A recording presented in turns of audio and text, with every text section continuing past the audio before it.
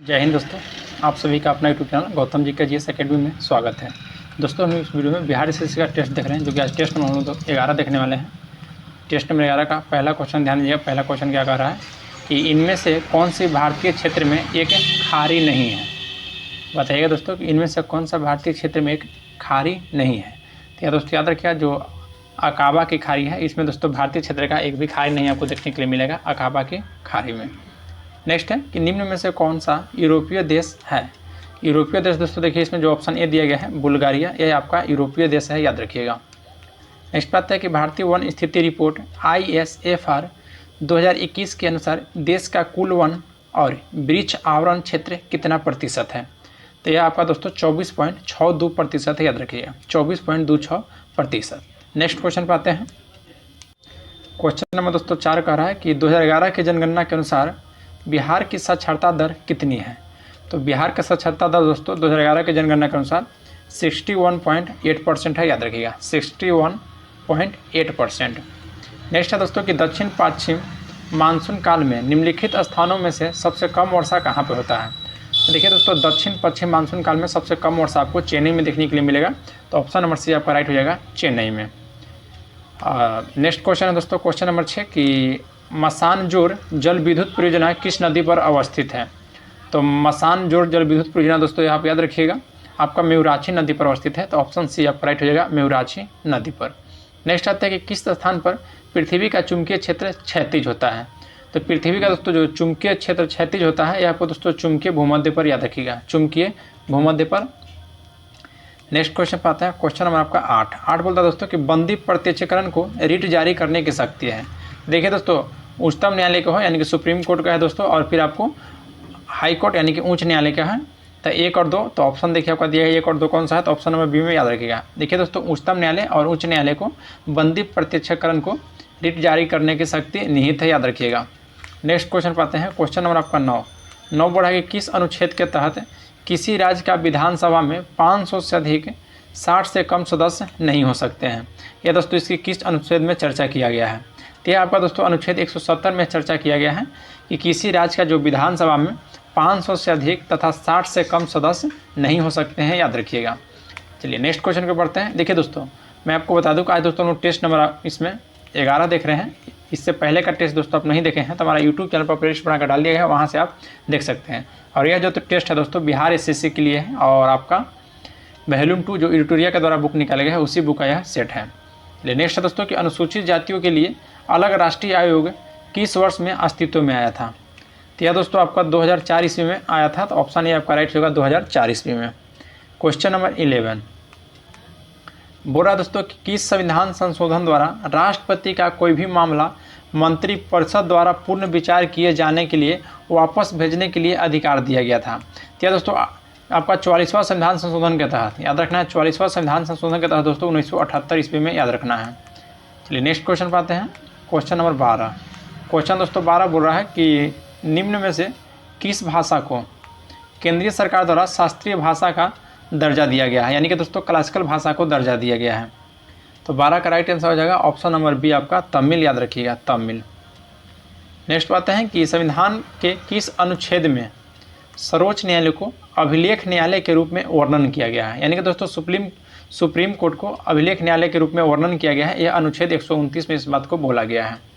चलिए next question पाते हैं क्वेश्चन नंबर 14 कि राष्ट्रपति के निर्वाचन में निम्नलिखित में कौन सा भाग नहीं लेता है। तो देखिए, राष्ट्रपति के निर्वाचन में दोस्तों राज्य विधानसभा के सभी निर्वाचित सदस्य भाग लेते हैं। लोकसभा का दोस्तों निर्वाचित सदस्य भाग लेते हैं। फिर लोकसभा के गैर निर्वाचित सदस्य भाग इसमें नहीं लेते हैं दोस्तों, और राज्यसभा के निर्वाचित सदस्य भी भाग लेते हैं। तो नहीं कर रहा है तो आपका ऑप्शन सी राइट हो जाएगा कि लोकसभा के गैर निर्वाचित सदस्य जो कि भाग या नहीं लेते हैं। नेक्स्ट पाते हैं कि निम्नलिखित में से कौन सा विकल्प रंगराजन समिति से संबंधित है। तो रंगराजन समिति से संबंधित दोस्तों भुगतान संतुलन है। तो ऑप्शन डी आपका राइट हो जाएगा, भुगतान संतुलन। नेक्स्ट क्वेश्चन पाते हैं क्वेश्चन नंबर आपका 16 बोला कि प्रति व्यक्ति आय की गणना कैसे की जाती है। तो प्रति आय की व्यक्ति की गणना दोस्तों देखिए, जितना भी इसका राष्ट्रीय आय रहेगा दोस्तों और कुल जनसंख्या से भाग दीजिएगा तो आपका निकल जाएगा। तो ऑप्शन नंबर डी आपका राइट होगा, राष्ट्रीय आय बटा जनसंख्या। नेक्स्ट है कि निम्न में से कौन सा एक भारतीय रिजर्व बैंक का कार्य नहीं है। तो भारतीय रिजर्व बैंक का दोस्तों साख सृजन करना यह कार्य नहीं है भारतीय रिजर्व बैंक के, याद रखिएगा। बाकी दोस्तों आरबीआई का कार्य क्या क्या है, तो साख नियंत्रण करना है, मौद्रिक नीति का निर्माण करना और अनुसूचित वाणिज्य बैंकों का शिखर संस्था के रूप में कार्य करना, याद रखिएगा। देखिए क्वेश्चन नंबर 11 का रहा है कि 1 माइक्रोन इसके बराबर होता है। तो 1 माइक्रोन दोस्तों 10 के पावर -6 मीटर के बराबर होता है, याद रखिएगा। और नैनोमीटर क्या है दोस्तों, तो 10 के पावर -9 मीटर हो जाएगा, नैनोमीटर याद रखना है। नेक्स्ट है कि निम्नलिखित में कौन एक नाइट्रोजन उर्वरक नहीं है। तो नाइट्रोजन उर्वरक इसमें दोस्तों कौन सा एक नहीं है, तो देखिए सुपर फॉस्फेट ऑफ लाइम, यह दोस्तों आपका नाइट्रोजन उर्वरक नहीं है। बाकी अमोनिया सल्फेट है दोस्तों, कैल्शियम साइनामाइड भी है और यूरिया तो है ही दोस्तों। चलिए नेक्स्ट क्वेश्चन पर बढ़ते हैं। क्वेश्चन नंबर आपका 20। अल्फा कण के 2 घन आवेश होते हैं, इसका द्रव्यमान लगभग बराबर होते हैं। तो इसका द्रव्यमान दोस्तों लगभग बराबर होते हैं कि हीलियम के एक परमाणु के नाभिक में।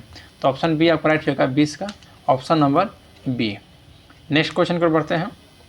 रासायनिक तत्व के अणु के संदर्भ में चुंबकीय क्वांटम संख्या का संबंध है।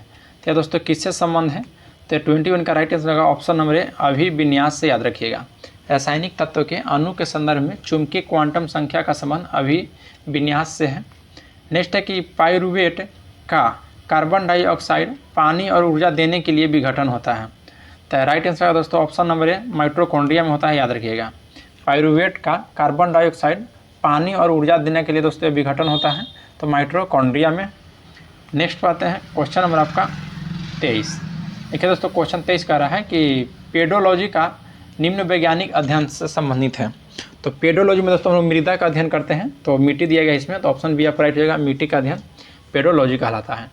नेक्स्ट है कि निम्न में से कौन सा एक वास्तविक मीन मछली है। तो है बोला है दोस्तों, तो देखिए जो कैट फिश है दोस्तों, यह मीन मछली है, याद रखिएगा, कैट फिश। नेक्स्ट पाते हैं क्वेश्चन आपका 25 क्वेश्चन बोल रहा है दोस्तों कि पादप कली है। तो पादप कली जो है दोस्तों यह किसका है, तो यह आपका दोस्तों एक भ्रूणीय टहनी है, याद रखिए। जो पादप कली है यह एक भ्रूणीय टहनी है। अमीबा में भोजन का पाचन होता है। तो अमीबा में दोस्तों जो भोजन का पाचन होता है यह कहाँ पे होता है, तो यह दोस्तों माइटोकॉन्ड्रिया में होता है, याद रखिएगा। अमीबा में भोजन का पाचन माइटोकॉन्ड्रिया में होता है। नेक्स्ट है सही कथन का चूज करना है।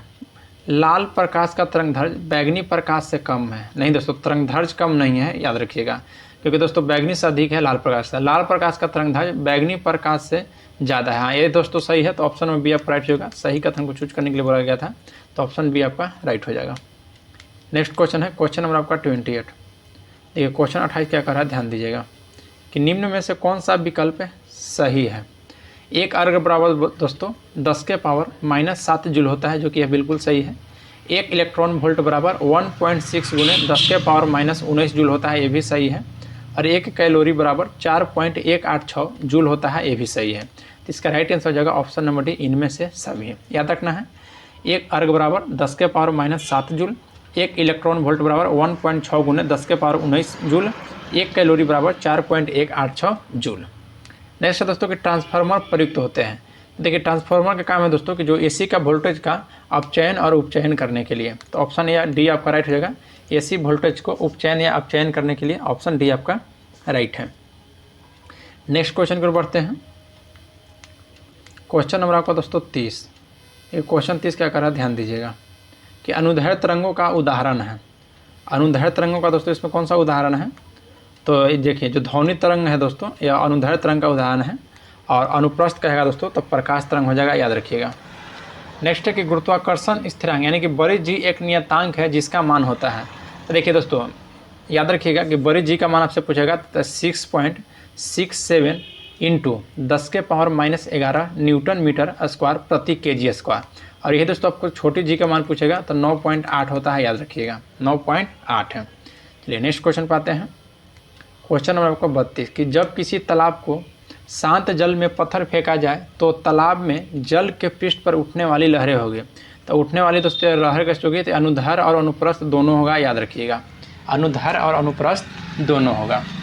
नेक्स्ट है कि निम्नलिखित में से ध्वनि की चाल किसमें नवीनतम होती है।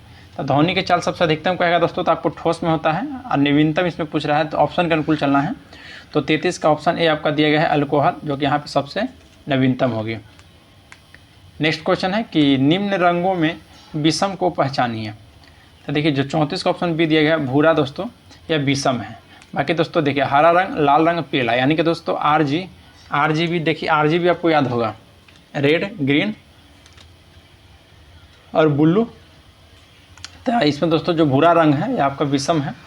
नेक्स्ट है कि इंसुलेटर का विद्युत प्रतिरोध होता है।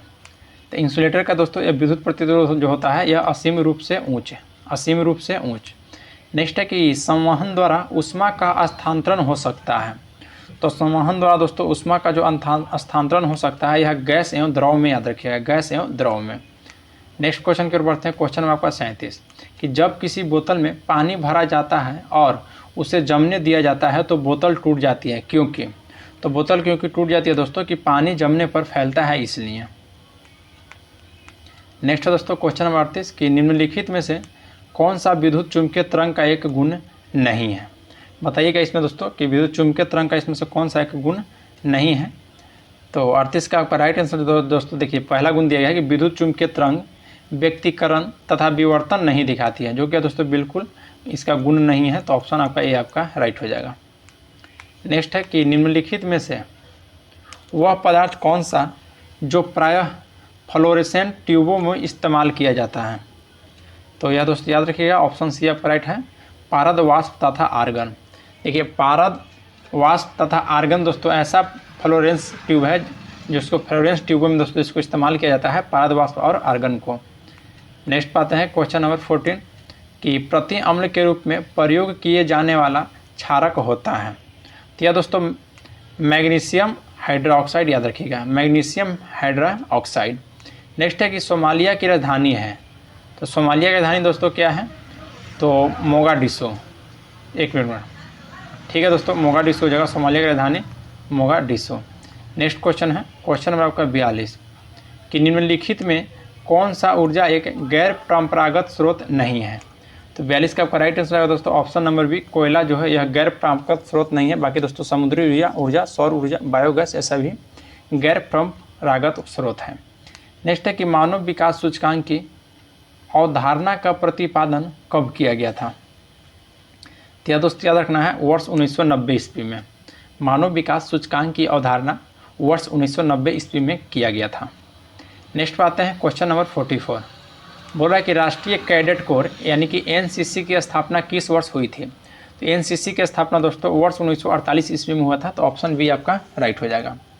नेक्स्ट है कि अंतरिक्ष में जाने वाली भारतीय मूल की पहली महिला कौन थे? तो यह दोस्तों आपका राइट आंसर होगा ऑप्शन में भी, कल्पना चावला, याद रखिएगा। अंतरिक्ष में जाने वाली भारतीय मूल की पहली महिला दोस्तों कल्पना चावला थी, याद रखना है।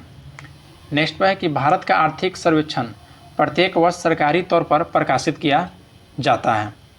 तो यह दोस्तों भारत सरकार के वित्त मंत्रालय के द्वारा तैयार किया जाता है। भारत का जो आर्थिक सर्वेक्षण है प्रत्येक वर्ष दोस्तों भारत सरकार के वित्त मंत्रालय के द्वारा प्रकाशित किया जाता है। नेक्स्ट है क्वेश्चन नंबर 47, बोला कि निम्नलिखित में से क्या भारत में नीली क्रांति से संबंधित है? तो नीली क्रांति दोस्तों यह किससे संबंधित है? तो याद रखिएगा मत्स्य पालन से। और हार्टिकल्चर का है दोस्तों तो आपको बागवानी से हो जाएगा। सेरीकल्चर दोस्तों रेशम से हो जाएगा। नेक्स्ट है कि मेक इन इंडिया कार्यक्रम प्रारंभ हुआ था। मेक इन इंडिया दोस्तों यह सितंबर 2014 में प्रारंभ हुआ था। भारतीय अंतर्देशीय जल मार्ग प्राधिकरण का गठन किस वर्ष किया गया था? तो याद रखिएगा दोस्तों वर्ष 1986 में भारतीय अंतर्देशीय जल मार्ग प्राधिकरण का गठन किया गया था, वर्ष 1986 में। नेक्स्ट है कि विश्व का एकमात्र पलावी राष्ट्रीय पार्क स्थित है। पलावी यानी कि दोस्तों तैरता हुआ बोल रहा है। तो 50 का राइट आंसर हो जाएगा ऑप्शन नंबर ए दोस्तों, मणिपुर में है। और कौन सा है? तो काबुल लमजाओ। नेक्स्ट है कि मध्य प्रदेश को शिवपुरी राष्ट्रीय पार्क किसके लिए महत्वपूर्ण है? सबसे पहले आपको याद रखना है कि शिवपुरी राष्ट्रीय पार्क यह कहाँ में अवस्थित है? तो दोस्तों मध्य प्रदेश में अवस्थित है। और यह तेंदुआ और चीतल के लिए दोस्तों महत्वपूर्ण है, याद रखिएगा। तो ऑप्शन डी हो जाएगा तेंदुआ और चीतल। नेक्स्ट है कि भारतीय मुख्य भूमि का सबसे दक्षिणतम बिंदु है। जो भारतीय है दोस्तों यह मुख्य भूमि का सबसे दक्षिणतम बिंदु भूमि का कह रहा है दोस्तों, तो आपको हो जाएगा केप कोमेरिन, याद रखिएगा। तो ऑप्शन में बी आपका राइट होगा केप कोमेरिन। या भूमि का नहीं कहेगा तब दोस्तों तो इंदिरा कॉल हो जाता। चलिए नेक्स्ट क्वेश्चन पाते हैं। क्वेश्चन नंबर आपका 53, भारत में दीर्घकालीन राजकोषीय नीति की घोषणा किस वित्त मंत्री के द्वारा किया गया है? तो बताइएगा दोस्तों किस वित्त मंत्री के द्वारा? तो यह बीपी सिंह के द्वारा। तो ऑप्शन ए आपका राइट हो जाएगा। नेक्स्ट है कि विशिष्टद्वैतवाद नामक दर्शन शास्त्र की स्थापना किनके द्वारा किया गया है? तो दोस्तों रामानुजाचार्य के द्वारा किया गया था। तो राइट आंसर हो जाएगा दोस्तों 54 का ऑप्शन नंबर बी, रामानुजाचार्य के द्वारा, याद रखिएगा। और अद्वैतावाद दोस्तों शंकराचार्य के द्वारा किया गया है। देखिए सूची 1 को सूची 2 के साथ मिलान करना है और नीचे दिए गए कूट का प्रयोग किया गया है। एक तरफ दोस्तों हड़प्पा स्थल का नाम दिया गया है और एक तरफ दोस्तों उसका आधुनिक नाम दिया गया है। देखिए धौलावीरा, तो धौलावीरा का दोस्तों आप बताइएगा कि आधुनिक नाम क्या था। तो धौलावीरा दोस्तों यह कच्छ जिला याद रखना है। बनावली, बनावली का भी आधुनिक नाम क्या है दोस्तों, तो बनावली का आपको दोस्तों हिसार हो जाएगा। लोथल, तो लोथल का आपका दोस्तों अहमदाबाद जो कि गुजरात में पड़ता है, अहमदाबाद। और कालीबंगन दोस्तों यह हनुमानगढ़ है। तो इसका राइट आंसर देख लेते हैं दोस्तों। राइट आंसर इसका क्या हो जाएगा, यानी कि 3 2 4 1, 3 2 4 1 ऑप्शन देख लेते हैं। 3 2 4 1 देखिए ऑप्शन सी में दिया गया है 3 2 4 1। चलिए नेक्स्ट क्वेश्चन पाते हैं। क्वेश्चन नंबर आपका 55 कि प्राचीन भारत में निम्नलिखित में से कौन सा बंदरगाह कोरोमंडल तट पर अवस्थित था। तो था दोस्तों तो अरिकेमेडु, याद रखिएगा यह तमिलनाडु का था अरिकेमेडु। चलिए नेक्स्ट क्वेश्चन की ओर बढ़ते हैं। क्वेश्चन नंबर 57 निम्नलिखित कथनों पर विचार करना है। लोदी वंश के शासक अफगानी थे। क्वेश्चन करा दोस्तों कि लोदी वंश के शासक अफगानी थे, जो कि बिल्कुल सही है। लोदी वंश के शासकों ने सल्तनत को संगठित किया था, ये भी सही है। और लोदियों को जैनपुर के साथ संघर्ष चलता रहा था, ये भी सही है दोस्तों। लोदी शासकों ने कश्मीर को अपना साम्राज्य में मिला लिया था, जो कि दोस्तों बिल्कुल गलत है। क्वेश्चन कह रहा है कि उपयुक्त में से कौन सा कथन सत्य है। देखिए 1 और 3 दोस्तों सत्य है, 1 और 2 3, तो ऑप्शन आपका ए आपका राइट हो जाएगा। नेक्स्ट है दोस्तों कि रामोसी विद्रोह सही रूप से किस भौगोलिक क्षेत्र में हुआ था। तो दोस्तों पश्चिमी घाट में रामोसी विद्रोह हुआ था, याद रखिएगा रामोसी विद्रोह पश्चिमी घाट में हुआ था। तो 58 का ऑप्शन नंबर डी आपका राइट हो जाएगा, पश्चिमी घाट। नेक्स्ट क्वेश्चन पर आते हैं। क्वेश्चन नंबर 59 बोले दोस्तों कि नौजवान सभा नामक क्रांतिकारी संगठन की स्थापना भगत सिंह के द्वारा कब किया गया था। याद रखना है नौजवान सभा की स्थापना दोस्तों किसके द्वारा किया गया है, तो भगत सिंह के द्वारा, और वर्ष 1926 ईस्वी में, वर्ष 1926 ईस्वी में। नेक्स्ट है वर्ष 60 क्वेश्चन कर रहा है दोस्तों, ध्यान दीजिएगा कि 1928 ईस्वी में साइमन कमीशन भारत में किस उद्देश्य से आया था। तो यह दोस्तों प्रशासनिक सुधार पर विचार करने के लिए आया था और इसका विरोध दोस्तों हुआ था, इसलिए हुआ था कि दोस्तों इसमें जितना भी सदस्य थे यह सभी दोस्तों अंग्रेज थे, इसलिए इसका विरोध हुआ था। साइमन कमीशन से दोस्तों संबंधित एक नाम आपको और याद रखना है, लाला लाजपत राय, जो कि दोस्तों यह लाठी का शिकार हो गए थे। और साइमन कमीशन की स्थापना की बात किया दोस्तों तो वर्ष 1927 ईस्वी में हुआ था। नेक्स्ट क्वेश्चन है कि शेर शाह द्वारा स्थापित साम्राज्य में निम्नलिखित में कौन सा क्षेत्र शामिल नहीं था। 61 का दोस्तों जो ऑप्शन दिया गया है आपका कश्मीर, यह याद रखना है, यह आपका राइट आंसर हो जाएगा कश्मीर दोस्तों, यह क्षेत्र शामिल नहीं था। नेक्स्ट है कि किसने क्रांतिकारी संगठन अनुशीलन समिति की एक शाखा पटना में भी स्थापित किया था। यह सचिंद्रनाथ सन्याल के द्वारा किया गया था दोस्तों, पटना में स्थापित अनुशीलन समिति का एक शाखा, याद रखिएगा। क्वेश्चन नंबर 63 पाते हैं कि भारतीय राष्ट्रीय कांग्रेस को ब्रिटिश समिति की स्थापना कब किया गया था। तो ब्रिटिश समिति की स्थापना दोस्तों 1889 ईस्वी में किया गया है, याद रखिएगा। दादा भाई नौरोजी और दोस्तों एक और थे सुरेंद्रनाथ बनर्जी, ये दोनों दोस्तों 87 में दादा भाई नौरोजी और 88 में दोस्तों सुरेंद्रनाथ बनर्जी जाते हैं लंदन में, वहीं पर दोस्तों ब्रिटिश समिति की स्थापना करते हैं। और अंग्रेज था दोस्तों एक, उन्हीं को अध्यक्ष बना दिया गया था। चलिए नेक्स्ट क्वेश्चन पाते हैं। क्वेश्चन नंबर आपका 64। क्वेश्चन 64 क्या कर रहा है, ध्यान दीजिएगा। बोल रहा है दोस्तों कि सल्तनत कालीन प्रमुख विभाग जो कि दीवान ए कोही का संबंध है, तो यह दोस्तों दीवान ए कोही यह कृषि विभाग था, याद रखिएगा। नेक्स्ट है कि निम्नलिखित में किस मुगल शासक ने संगीत और नृत्य पर प्रतिबंध लगाया था। तो संगीत और नृत्य पर दोस्तों प्रतिबंध लगाने वाला कौन था, तो यह दोस्तों औरंगजेब था, याद रखिएगा। नेक्स्ट क्वेश्चन पाते हैं। क्वेश्चन नंबर आपका 66। क्वेश्चन दोस्तों 66 का निम्नलिखित में से किस दिन संयुक्त राष्ट्र शांति सैनिक का अंतर्राष्ट्रीय दिवस मनाया जाता है। तो यह दोस्तों 29 मई को याद रखिएगा। नेक्स्ट है कि अंतरिक्ष में जाने वाली पहली अरब महिला अंतरिक्ष यात्री कौन बनी है दोस्तों, तब बताइएगा कौन बनी है। तो यह दोस्तों 67 का ऑप्शन नंबर ये आपका राइट हो जाएगा कि रयानी बरनावी। नेक्स्ट है कि नोबेल शांति पुरस्कार 2023 में प्राप्त करने वाली नरगिस मोहम्मदी का संबंध किस देश से है। तो देखिए दोस्तों इससे पहले का सेट मारे हैं तो वहाँ पे आया था कि शांति के क्षेत्र में नोबेल पुरस्कार किससे मिला था, तो मैंने बताया था कि नरगिस मोहम्मदी को। और ये भी बताया दोस्तों कि कहाँ के रहने वाले थे, तो ये दोस्तों ईरान के रहने वाले थे, याद रखिएगा। तो 68 का ऑप्शन नंबर ये आपका राइट हो जाएगा, ईरान। नेक्स्ट है कि केंद्र सरकार ने निम्न में से किसके विजन को आकार करने के लिए अलग सहकारिता मंत्रालय बनाया था? तो 69 का दोस्तों आपका राइट आंसर हो जाएगा ऑप्शन नंबर डी, याद रखिएगा, सहकार से समृद्धि। देखिए दोस्तों, इसमें आज हम लोग सेट 11 देख रहे हैं। अगर आप पहले का सेट नहीं देखे होंगे दोस्तों, तो हमारा यूट्यूब चैनल पर प्लेलिस्ट बनाकर डाल दिया गया है, वहाँ से आप लोग इसको देख लीजिएगा। क्योंकि दोस्तों पूर्णतः यह जो सेट है आपको बिहार CCC का पूर्णतः परीक्षा पर ही आधारित है, तो इसलिए सभी क्वेश्चन दोस्तों आप लोग एग्जाम की दृष्टि से अति महत्वपूर्ण है। बोल रहा है कि एशियन पैरा गेम्स 2023 में पैरा कोनिंग में स्वर्ण पदक वाली पहली भारतीय महिला कौन थी, यानी कि स्वर्ण पदक जीतने वाली? तो 70 का दोस्तों प्राची यादव हो जाएगा। ऑप्शन नंबर ए आपका दिया गया है प्राची यादव, याद रखिएगा। नेक्स्ट है कि विश्व प्रेस स्वतंत्रता सूचकांक 2023 में निम्नलिखित में से किस देश का दोस्तों अंतिम स्थान दिया गया था? तो अंतिम स्थान दोस्तों याद रखिएगा जो यह उत्तर कोरिया को मिला था। बताइएगा दोस्तों कि विश्व प्रेस स्वतंत्रता सूचकांक 2023 में भारत का स्थान दोस्तों केवहां था? यह दोस्तों आपको कमेंट में बताना है। चलिए नेक्स्ट क्वेश्चन पर बढ़ते हैं। क्वेश्चन नंबर 72, नवंबर 2023 में पहला आर्टिफिशियल इंटेलिजेंस सुरक्षा शिखर सम्मेलन 2023 का आयोजन किस देश में किया गया है? तो यह दोस्तों आपको ब्रिटेन में किया गया है, तो ऑप्शन सी आप करेक्ट हो जाएगा। याद रखिएगा जो नवंबर 2023 में दोस्तों पहला आर्टिफिशियल इंटेलिजेंस सुरक्षा शिखर सम्मेलन 2023 का आयोजन आपको ब्रिटेन में किया गया है। नेक्स्ट क्वेश्चन पर आते हैं। क्वेश्चन नंबर दोस्तों आपका 73, बोल रहा है कि आयुर्वेद में नवाचार और अनुसंधान को बढ़ावा के लिए किस मंत्रालय के तहत केंद्रीय आयुर्वेद विज्ञान अनुसंधान परिषद ने आयुर्वेद ज्ञान नैपुण्य पहल AGNI आयुर्वेद ज्ञान नैपुण्य पहल की शुरुआत किया है? तो यह दोस्तों आयुष मंत्रालय के द्वारा किया गया है, याद रखिएगा। नेक्स्ट पर आते हैं। क्वेश्चन 74 है दोस्तों कि महान भारतीय खिलाड़ी तुलसीदास बलराम का हाल ही में निधन हो गया, वह दोस्तों किस खेल से संबंधित है? तो राइट आंसर है दोस्तों आपका फुटबॉल, याद रखना है। यह दोस्तों फुटबॉल से संबंधित है, जो कि भारतीय खिलाड़ी थे दोस्तों तुलसीदास बलराम, याद रखिएगा, जिनको हाल ही में निधन हो गया है। नेक्स्ट आते हैं दोस्तों। देखिए इस सेट का दोस्तों लास्ट क्वेश्चन है। अगर आप लोग को वीडियो अच्छा लगा होगा तो लाइक जरूर कीजिएगा, और आप हमारे यूट्यूब चैनल पर पहली बार आए हैं तो चैनल को सब्सक्राइब कर लीजिए और बेल आइकन को प्रेस कर लीजिए दोस्तों, कोई भी नोटिफिकेशन हो और सबसे पहले आपके पास पहुंच जाए। ठीक है, बोल रहा है दोस्तों पुस्तक the book of life my dance with Buddha for success किसके द्वारा लिखी गई है? तो यह दोस्तों विवेक रंजन अग्निहोत्री के द्वारा the book of life my dance with Buddha for success लिखा गया है, याद रखिएगा।